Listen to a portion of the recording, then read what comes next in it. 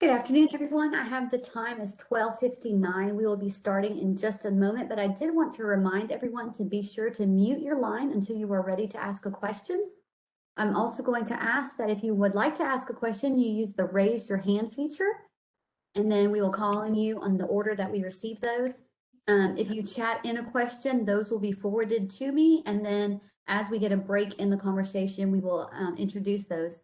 If you have a general comment, however, we ask that you raise your hand to give those comments or anything like that so that we can have a proper record of it. This training today will be recorded and it is going to be posted on the CCOC website afterwards. So welcome everybody. I am JD Peacock and I am the clerk in Okaloosa County. For those of you who don't know me, I suspect everybody does. I am currently the chair of the executive council for the Clerk of Courts Operations Corporation, and I'm also the budget committee chair for this year. And today's training is more of a follow-up, wrap-up to the work that the budget committee did at this most recent budget committee meeting last Monday, I believe it was, in Clay County. It was the first time we got together in person for those of us that were able to travel. And we made some decisions on our base budget process for the court-related functions of your office. And we felt like, the committee felt like, and several of us felt like it would be good to sort of give a wrap-up of that meeting to everybody, give you a chance to understand what the committee has done in sort of the decisions they've made, the expectations that they have for you to support your budget request this year, as well as the continuing work of the budget committee past this point. And so it's really a sort of a wrap up, an explanation of where we're at, a question and answer session if you have questions. We really wanted to make sure that the clerk was able to be on the call, if not represented by somebody that could communicate to the clerk sort of the expectations from the budget committee from your office. I'll start by saying I continued the work of past budget chairs, Kim Burke, Stacy Butterfield, all the good work that they had done getting us to where I took over leadership of the budget committee. Obviously, as you know, what we do is very complex. It's got a lot of moving parts. There's nuances in all 67 offices that trying to put everybody in the same sort of box on a court-related budget is hard to do. We have guidelines, we have case counting methodologies, we have similarly situated clerks that we judge sort of expenditure and revenue budgets against one clerk to another and against groups that we continue to, at the CCOC, validate the measures by which we use those metrics. And that's a continuing process to make sure that every single clerk has the ability to understand and feel like it's a valid measurement that we're using. That's ongoing work, has been going on since I've been a clerk in the last 6 years. I can tell you that there has been a lot of time put in by committee chairs, work group members, staff members that support their clerks in the work they do for the corporation. We wouldn't even be able to calculate the hours that have been put in support of the work that we do. One of my goals when I became budget chair was to try my best, with the help of the committee, to ease the amount of effort that goes into preparing your budget request. In the past, we had done 2 full sort of budget forms with all the detail, both as a request as well as an operational.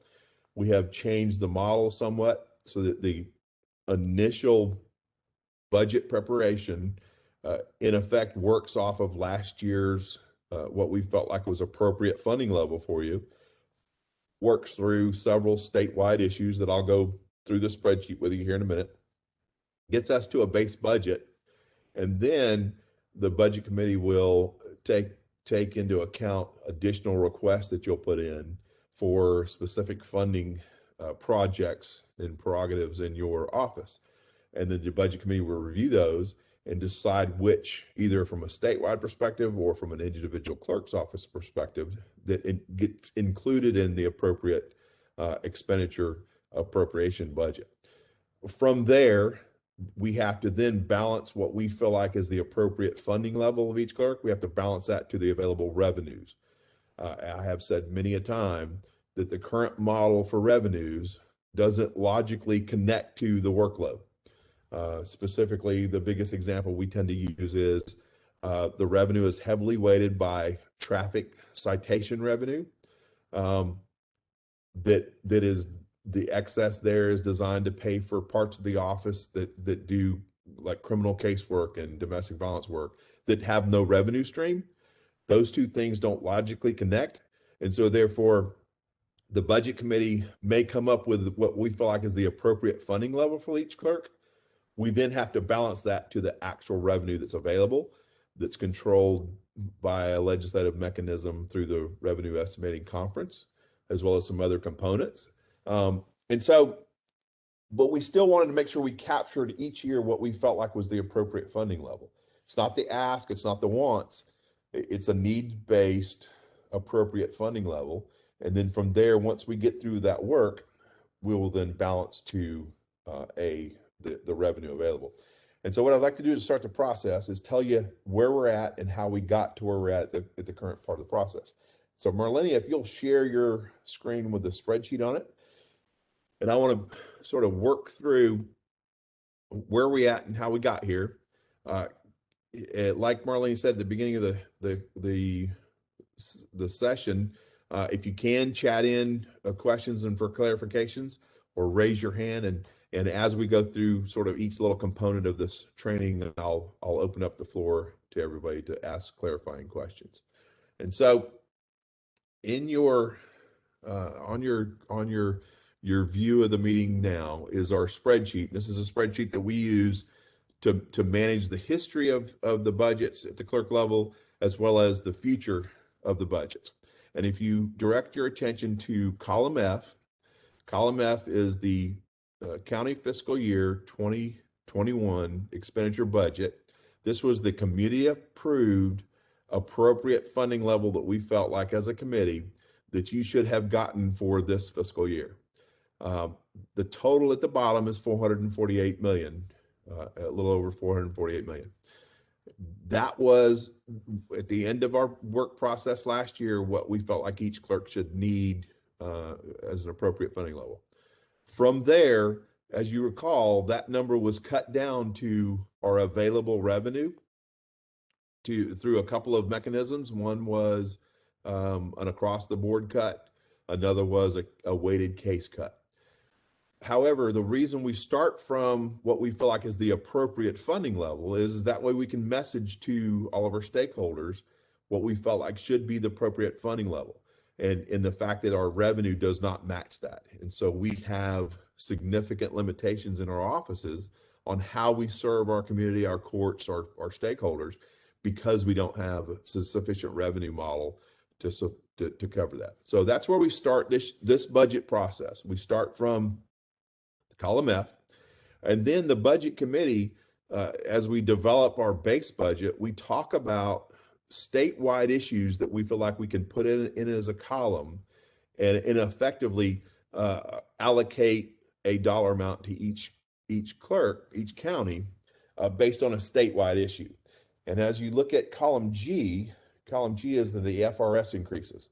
Obviously, we don't control FRS increases. That's a legislative function. We usually know that by the end of session.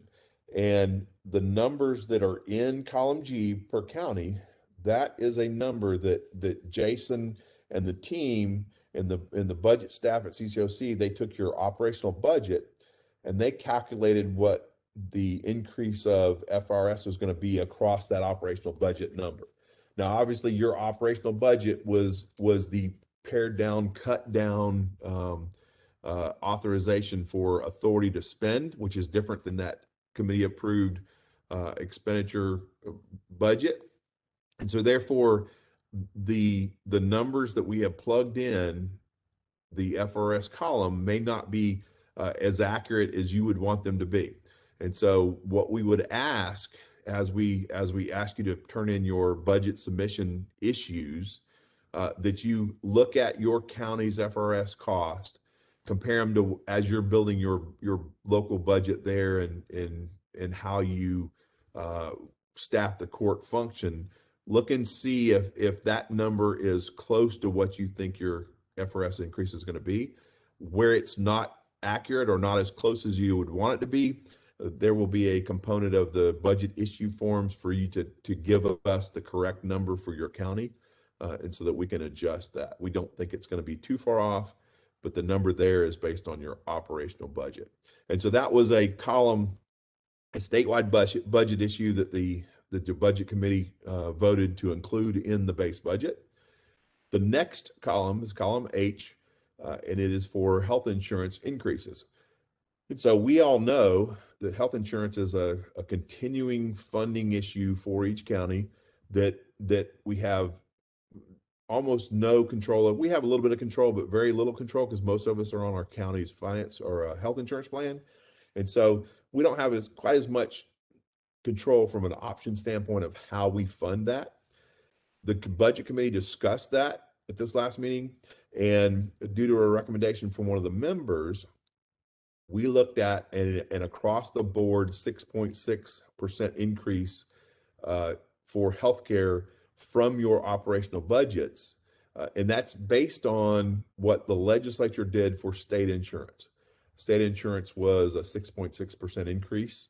And so we took that number and effectively applied it to your health insurance line in your operational budgets for this year. And we plugged that into this column as a bucketed increase for your county's base budget. On that column, you will see in the budget forms the ability for you to adjust to that. So one of the questions is that, do I have to take just that number? Or if I have a significantly different number, say your insurance went up 10% that you already know, one of the problems is that the counties are working through that now, and you may not know what your health insurance increase is going to be. It may be flat, it may be 10%. But if you're able to forecast that out, and it's a significantly different number than what we've plugged for you, in your budget submission forms, you can indicate what that delta is for the budget committee's review. It will not automatically go into that line, but it will be taken up by the budget committee. Any of the differences between what we plugged you as a 6.6% increase versus what your anticipated actual increase may be. And so I wanted to make sure everybody understands that as you put together your budget preparation, if you have a significantly different number than that, you can let the budget committee know, so we can take that under advisement. If you don't feel like you need to address any differences, and you feel like the plug number is sufficient for you, then you don't have to add that into your budget submission. So that's column H. Column I is the third component that goes into your base budget calculation, and that is new judges. This year, this column has new judges that were created by the legislative session last year, as well as the legislative session this year. And the reason for that is that the legislature created a certain amount of new judges in the 2020 session, but the governor vetoed the funding. He didn't veto the positions, he just vetoed the funding. Well, this year's legislative session, the legislature funded those prior year judges as well as the new judges that were added this year. And what the budget team at CCOC, they follow what OSCA and the court administration shows as the distribution of those new judges. And the way it works now is so long as the governor signs the appropriation and doesn't veto them again, the way the budget committee has historically done is they give each clerk that's getting a new judge an FTE salary that's their average salary for their office, one FTE per one judge in their county. There was some discussion about getting a little more detailed about how we do that from a policy standpoint. Our current policy, like I say, is one FTE at your average salary per new judge that's allocated by the legislature and organized and distributed by OSCA. The conversation on the budget committee was, is maybe we can get a little more detailed. Maybe the how they allocate the new judges from a statewide perspective may not align as closely to your workload in your circuit between one county and another. And so the budget committee discussed that. We're going to stick with our current policy this year.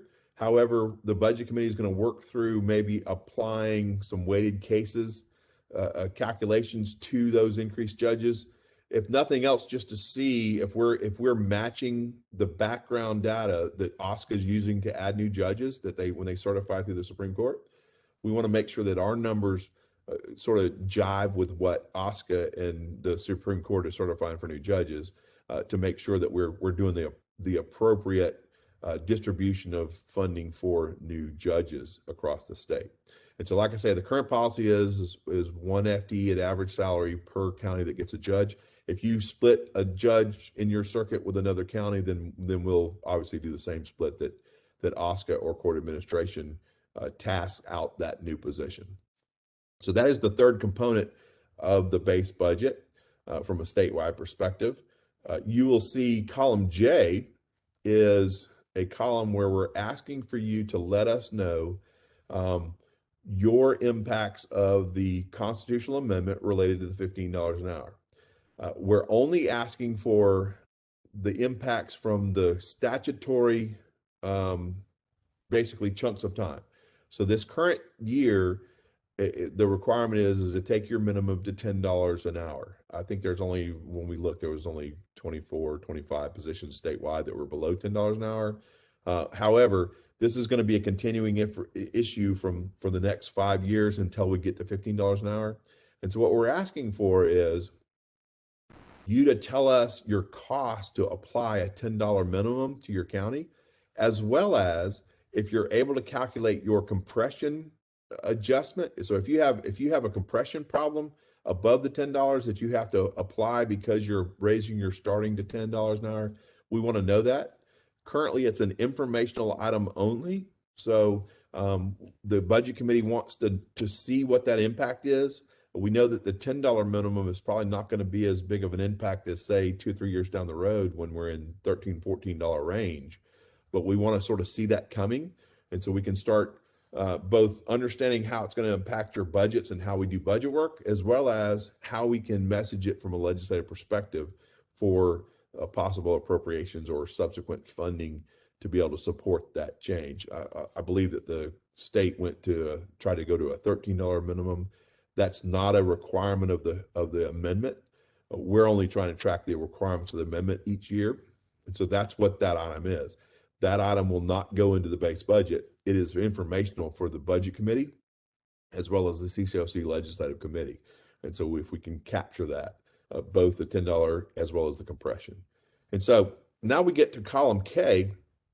And so column K is the sum of your 2021 appropriate expenditure budget as approved by the committee, plus column G for FRS, plus column H for insurance, plus column I for new judges. And that equals what the budget committee approved as a tentative base budget. Now, we know that we're going to get some additional information from counties that have differences in their FRS or differences in their health insurance that the committee decides to adopt, or maybe adjustments to judges as we track with OSCA and court administrations to make sure we understand exactly where the judges are going, or in the case of the governor vetoing the funding for that. And so we adopted a tentative base budget with these numbers here. And so in effect, that's where your starting base budget sort of starts from. From there, what we're asking you to do is give us funding issues that you have over and above those dollar amounts. And I have likened it to sort of the legislative process. Last year, we asked the same thing, and you may have turned in project requests that did not get approved last year. And if you continue to have that as a project priority, continue to put that in, because we're looking for those things. And when we know that we have a funding limitations, but should we have a good year, we may have dollars to start funding some of those priorities, and we need that to be submitted during your submission so we understand what's there. So that should we get some funding, we're able to apply that either now or in the out years, and it gives us some background how you've continued to try to work through a particular issue. We feel like that is a much simpler way to build the initial budget so that you're not having to do all of the huge sort of operational budget forms at the start of this process. The operational budget forms won't come until January when we ask for operational budgets, and that's effectively when you put down what was your approved funding level, how you applied that, and you put that into that spreadsheet or that big spreadsheet for the operational budget. And so, like I say, right now we have a tentative base budget that has been approved for everybody. That number for you is in column K. The total for that is $457 million. You all will know if you followed us that there will probably not be $457 million to go around. And so the budget committee in the coming meetings will review the appropriateness of what will be the appropriate funding level. We'll take into effect this base budget as well as any additional requests you have. So if as you turn in official additional funding issues, the committee will review those additional funding issues, and we will make a subjective decision on adding those to your budget. Some of those may be statewide issues that we didn't see coming from a statewide perspective, and the budget committee may decide to adopt that as a statewide issue and add that to everybody's budget. However, those issues may be specific priorities for you individually in your counties, and the committee will take those up individually. Last year, we really didn't get to do a subjective presentation from the clerks on some of those funding issues or even their base budget number. We are planning for a 2-day July timeframe budget committee meeting. And somewhere in July, and I'll get Marleni to tie the dates down. I think we are still going out for a doodle poll now to get the budget committee members to lock in on a date, a couple of days in July. And the first day of that will be your ability as individual clerk's offices to come to the budget committee and to sort of defend your additional issue requests as well as any additional dollars that you may want as part of your base budget and or the funding issues. We didn't get a chance to do that last year. Obviously, last year was a little crazy and hectic. We want to get back into the model of hearing from each of you. I know that in my time on the budget committee, it has been a good time to hear ideas. We learn ideas, you learn ideas from different clerks on how they're doing things. And so it's a good idea to put that together. It gives us the ability to subjectively review some of those requests. And at the end of that process of reviewing them, all those additional requests, we will adopt some things, not adopt some things. And at the end of that 2-day meeting, we will have adopted the appropriate funding level that we feel like as a budget committee for each clerk. That number will be the point from which we will then apply the revenue to that number when we hear what the revenue estimating conference says in the end of July. And so the August budget committee meeting will be the budget committee trying to figure out how to negotiate what we feel like is the appropriate funding level down to the revenue limitations.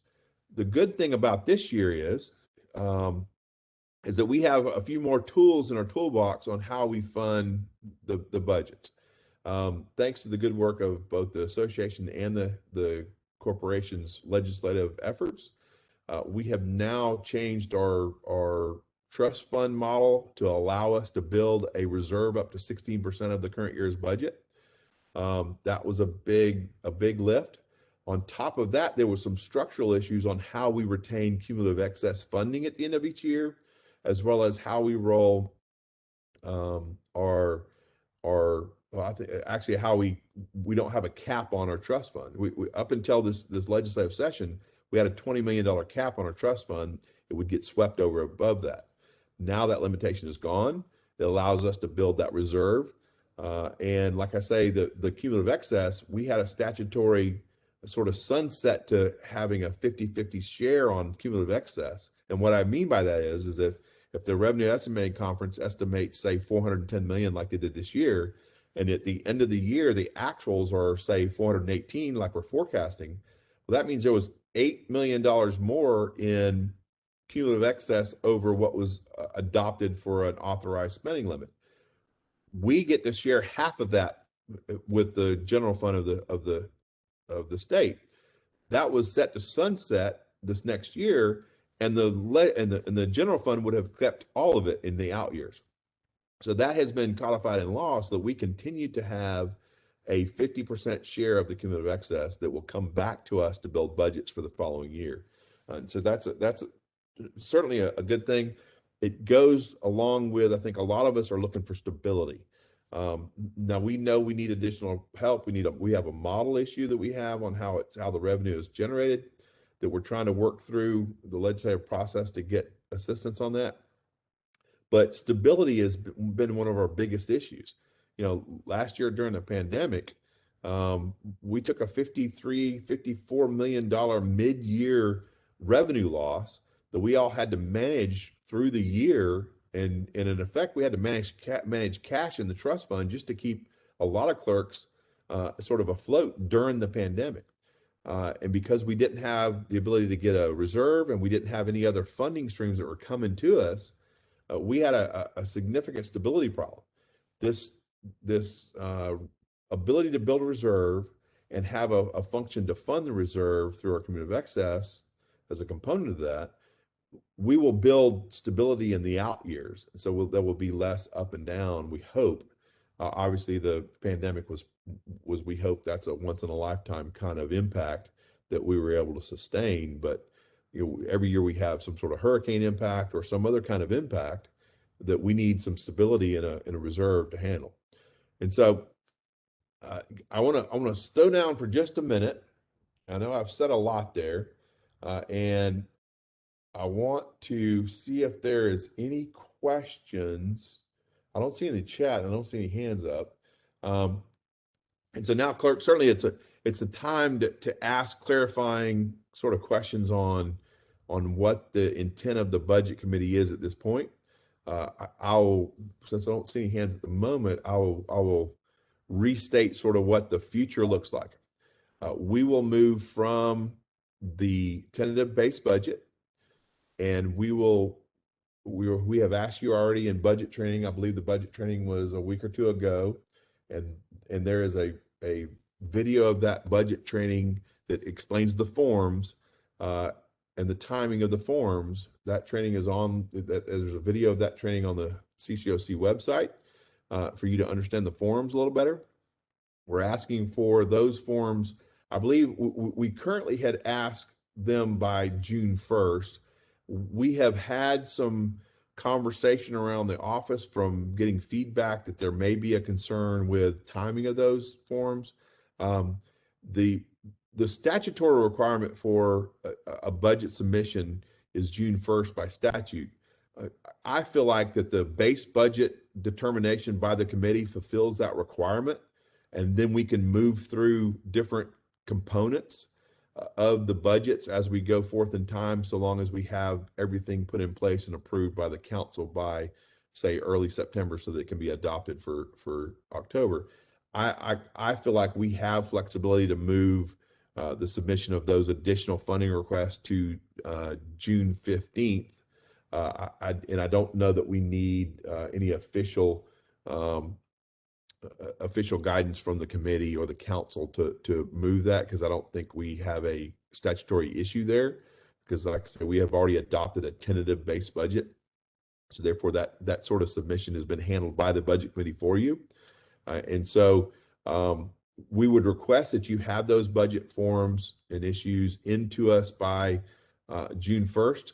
However, there will be a time frame between that and the 15th that we will be working through those.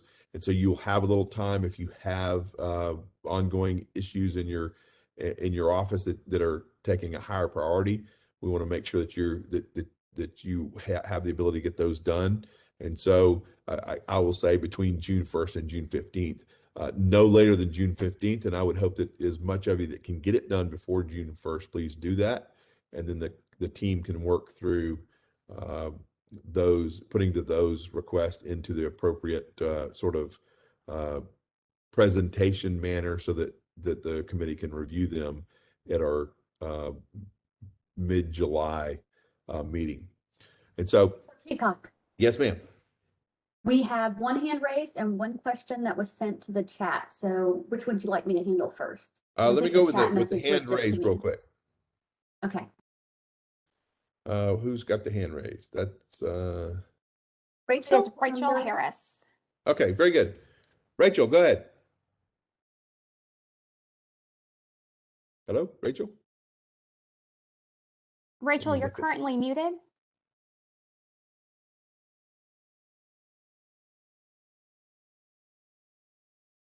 Can you hear me?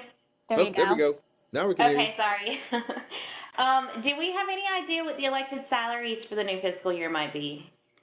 Look, off the top of my head, I haven't looked into that. I know that we usually get it from, I can't think of the name of the bunch that we get it from, but I always thought we got it in mid-July time frame. Marleni, Jason, do y'all? No, it's usually in August, and it's from the economic, whatever it's called, EDR. EDR, right. So thank you, Ken. I knew that it was later in the year when we get that, because it's always a lag. We always have to adjust to it after we've sort of got budgets sort of ramped up. You generally don't know that number, and obviously, especially the smaller county, that's a big impact if you have a change.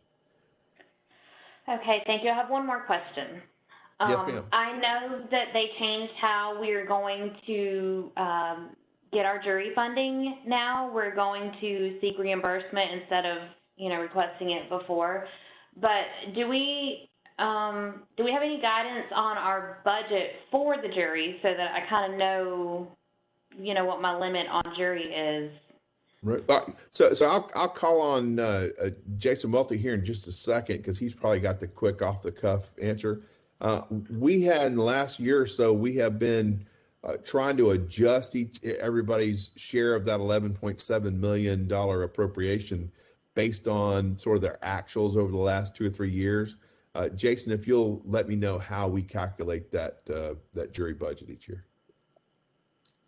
Yes, sir. So what we do, what we've done in the past is we have do a 3-year average for the jury.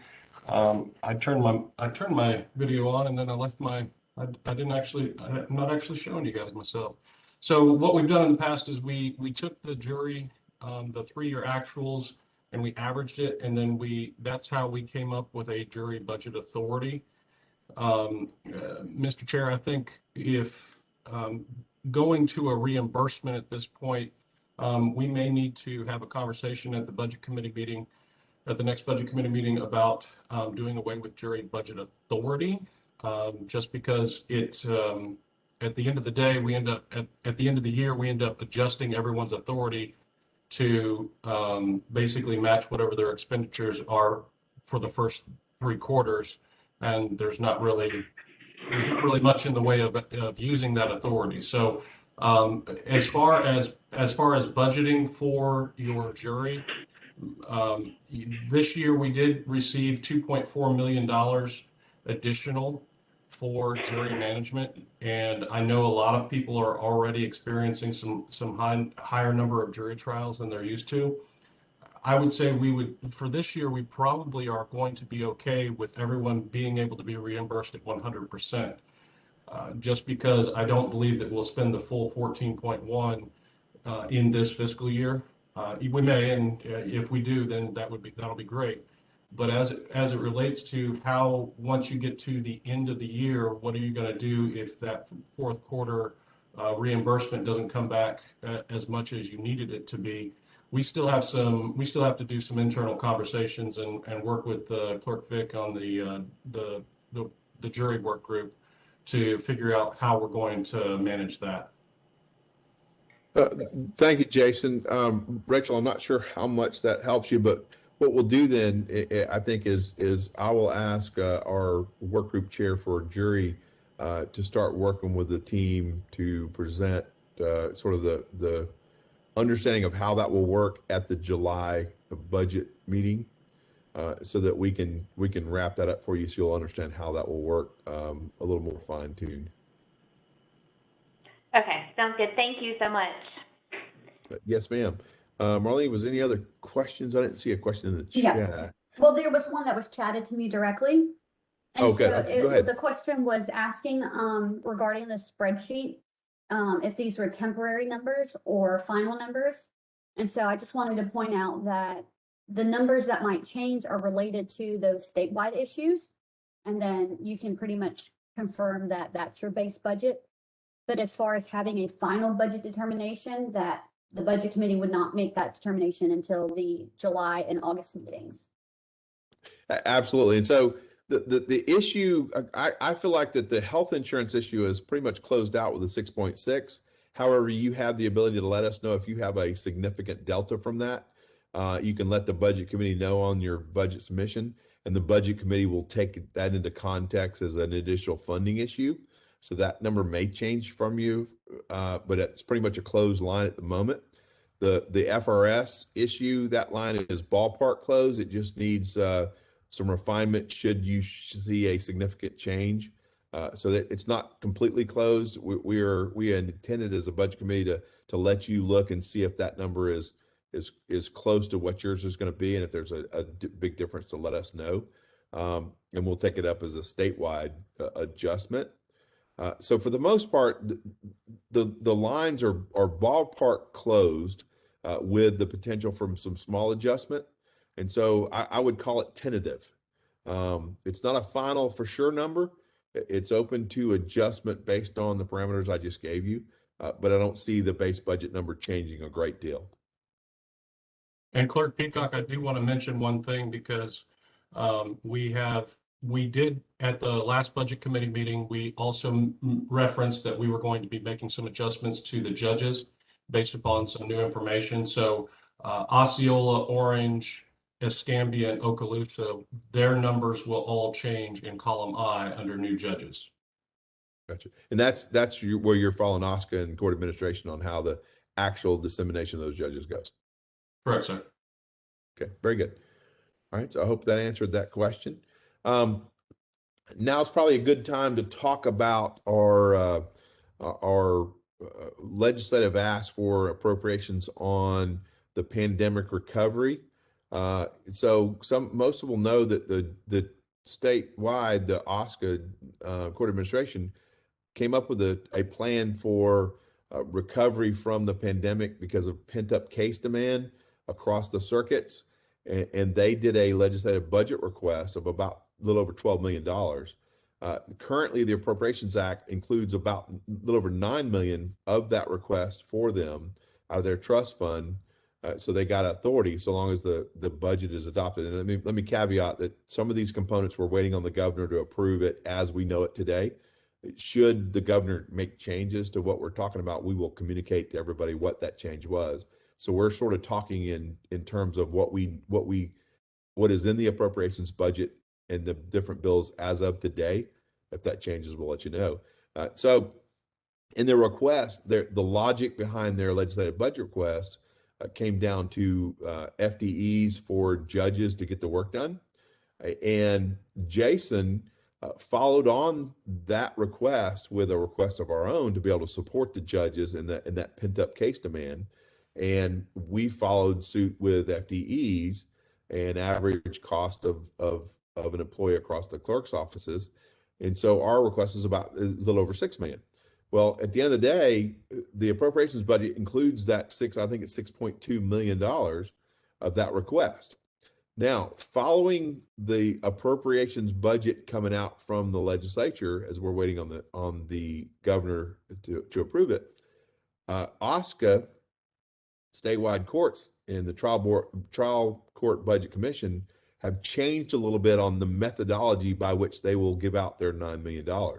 So it will not be directly tied to number of judge hours or FTEs. Some circuits didn't ask for any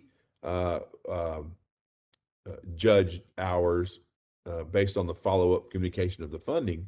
Some ask for different components like project managers, program managers, IT folks, those kind of things. And then some ask for senior judge time and those kind of things, and magistrates.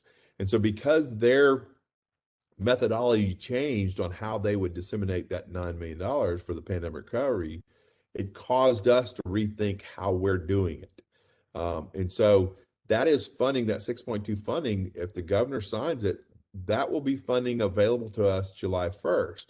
And so we have a quarter's worth of that money that's available in the state fiscal year, which is the last quarter of our county fiscal year. And so Griffin, our new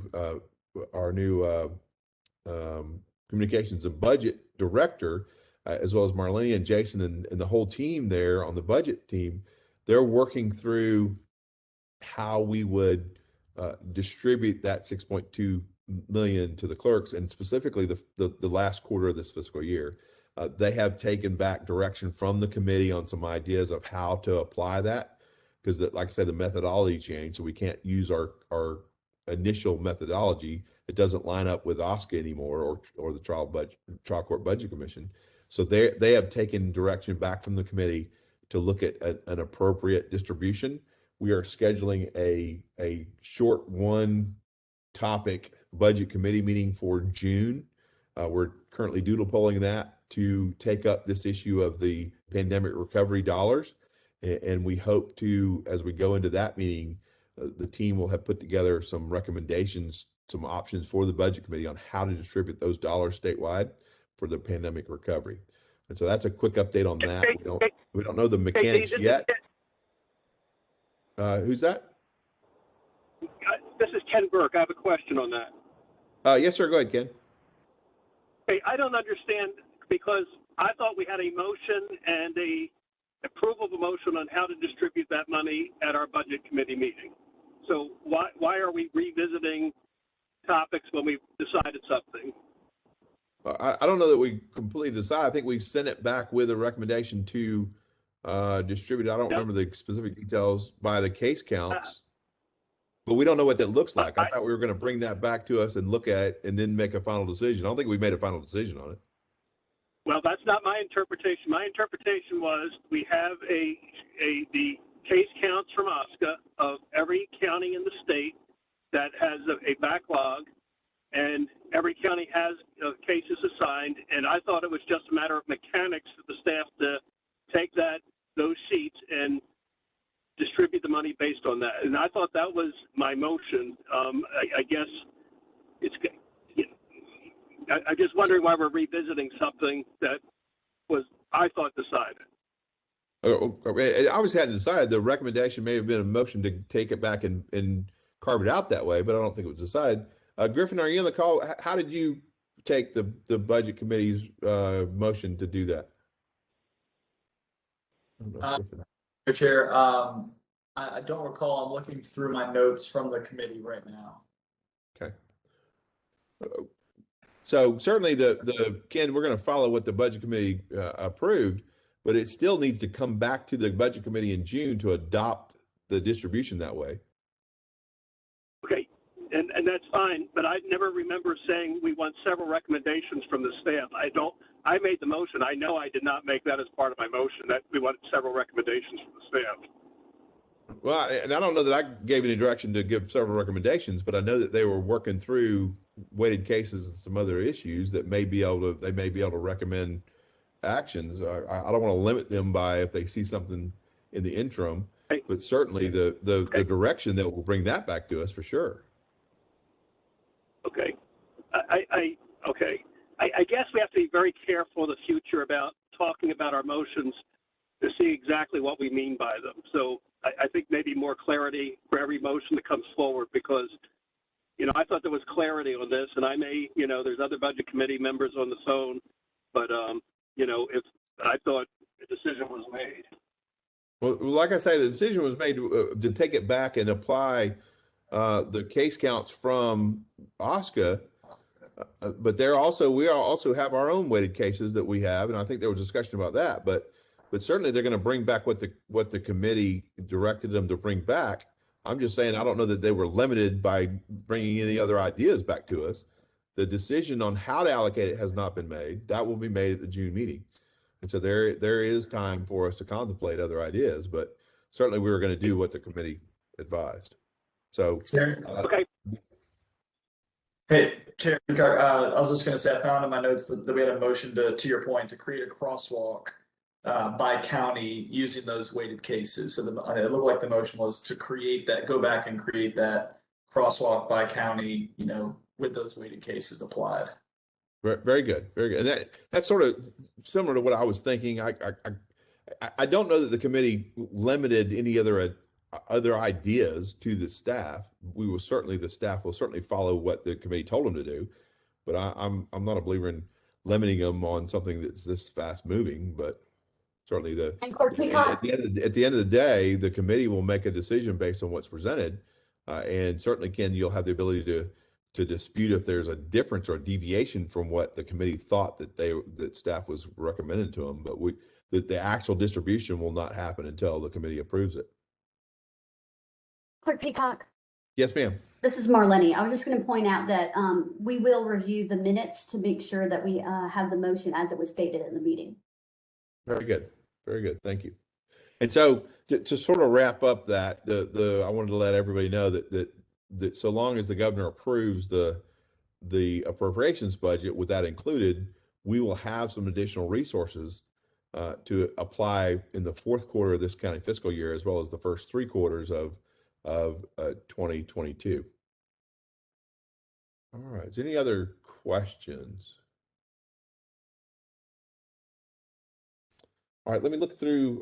We had started building an FAQ document. I had asked the team to, as the team started getting questions at the CCOC office, to sort of work on a FAQ document so that we could sort of have a central spot for you to get answers for as the team's giving them out. So we start having uniform sort of answers as best we can. So let me look through that real quick. I think that we have talked about everything that's in that so far, and the team will take that document, and based on our conversations here, they will work on all the components we talked about from an FAQ standpoint, and we will get that out to the whole team, the clerks, finance folks, as well as the clerks, so that you have a reference sheet on questions as you build your request forms. So Peacock, the only one that I see that we that have not covered was the question of if they wanted to put in an issue for bonuses or raises. Gotcha. So it has always been my contemplation that additional funding requests is up to you. You run your own office. We have tried to make sure that we're not trying to run your office for you. You have issues, local nuances to how you handle your judiciary that may not be uniform. And so we didn't want to limit you on how you request additional funding components. And so feel free to put whatever you feel is an additional funding component that's outside that statewide issue that are in those already adopted components. Feel free to put in as many as you want to. The committee will review each of those requests, and you will have the ability at the July meetings to present those requests to the committee, and then the committee will decide what gets adopted and what does not into what we feel like is your appropriated funding level. So I don't know that the committee talked about a specific type of prohibition on any component. It's up to you, really. That is your ability to request additional over your base budget. Let's see, is there any other hands or questions? Again, like I said, this is more just a sort of a wrap up of what we did at the budget meeting and sort of where we're going. I always want to make sure that everybody gets a chance to weigh in, have concerns. The budget committees are if you have not had a chance to either watch or participate in a budget meeting, they're very robust conversations. There's a lot of good ideas. It's a pretty big committee. We want to make sure we're inclusive of everybody's issues. We know that when you have a limited funding bucket of money that doesn't cover all of our what we even think is appropriate needs, then there's a scramble of how we logically divvy up those dollars. There's always robust conversation around that during the budget committee meeting. So feel free to jump on that. But I want to make sure everybody has a chance to weigh in, ask questions, ask clarifications. I'll reiterate that the deadline for the forums is June 1st. However, I doubt that the committee will have a problem if you have other competing interests that are happening right at the moment, so long as they're in from a grace period by June 15th.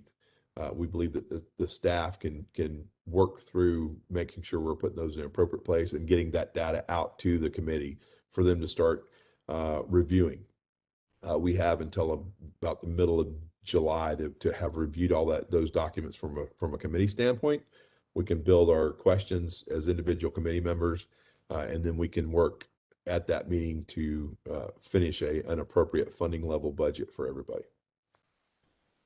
All right, Marleni, did you see anything else that we might not have covered? No, I just wanted to point out that all of our documents are posted to our website at flccoc.org.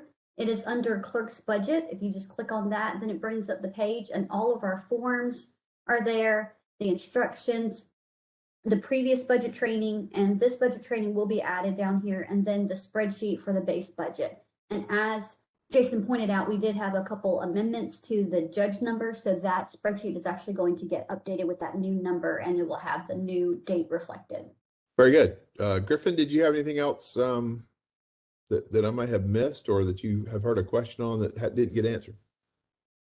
Nothing to add for me. Thank you. Jason Welty?